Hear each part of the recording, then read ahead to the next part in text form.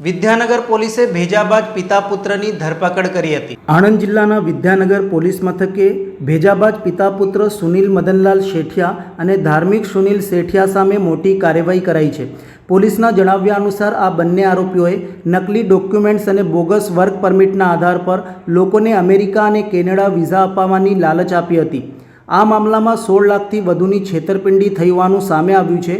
આરોપીઓએ લોકોને નકલી દસ્તાવેજો આપી વિશ્વાસ જીત્યો હતો અને પછી પૈસા પડાવી લેતા હતા। પોલીસને મળેલી ફરિયાદના આધારે તેઓની ધરપકડ કરવામાં આવી છે। ડીવાયએસપી જયેશ પંચાલે જણાવ્યું હતું કે આરોપી સુનિલ શેઠિયા સામે અગાઉ પણ પોલીસ ફરિયાદ નોંધાઈ ચૂકી છે। હાલ આરોપીઓ પાસેથી વધુ વિગતો મેળવવા માટે તપાસ ચાલી રહી છે। નકલી વિઝા અને વર્ક પરમિટનો કિસ્સો યુવાનોને ખોટી દિશામાં દોરતો હોવાને લઈ પોલીસે કડક પગલાં લેવાની ચેતવણી આપી છે। સમગ્ર મામલે પોલીસ અધિકારી દ્વારા વિસ્તૃત માહિતી આપી હતી।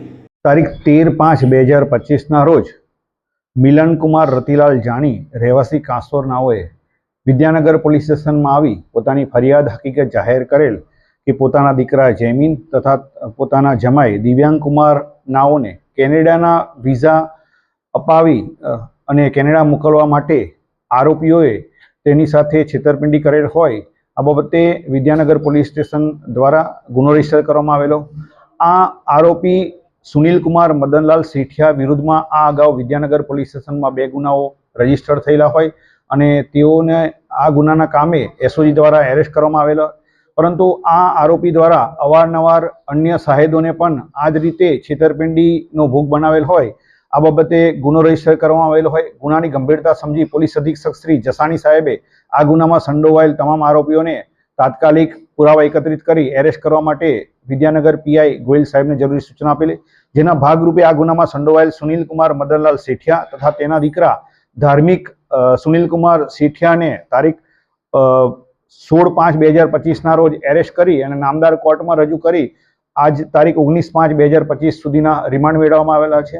આ રિમાન્ડ દરમિયાન હકીકત એવી જણાવેલ છે કે આરોપી સુનિલ કુમાર મદનલાલ શેઠિયા તથા તેના દીકરા ધાર્મિક કેનેડા તથા અમેરિકા વર્ક પરમિટના વિઝા અપાવવાનું બહાના હેઠળ તેઓને ખોટા દસ્તાવેજો પૂરા પાડી અને ખોટી વર્ક પરમિટ આપતા હોવાની હકીકત જણાવેલ છે।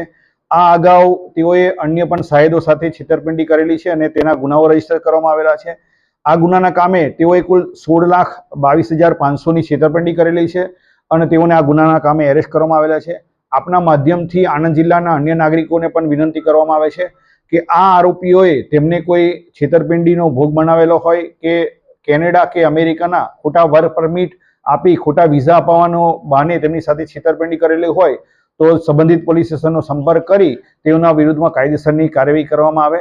આમ આ જ રીતે આણંદ જિલ્લાના નાગરિકોને પણ વિનંતી છે કે વર્ક પરમિટના બહાના હેઠળ ખોટા દસ્તાવેજો આપી અને આપણી સાથે છેતરપિંડી કરતા આવા લેભાગુ જે વિઝા કન્સલ્ટન્ટ છે તેનેથી ચેતે અને પૂરતી તકેદારી રાખ્યા પછી પૂરતી વેરીફાઈ કર્યા પછી જ આ રીતના પોતે વર્ક પરમિટ અથવા તો કોઈ પણ સ્ટુડન્ટ વિઝા ઉપર જવાનું છે તે વેરીફાઈ કરી અને ત્યાર પછી જ યોગ્ય કન્સલ્ટન્ટનો સંપર્ક કરી અને તેનો લાભ લે અને આવા છેતરપિંડી કરતા ઈસમોથી પોતે ભોગ ના બને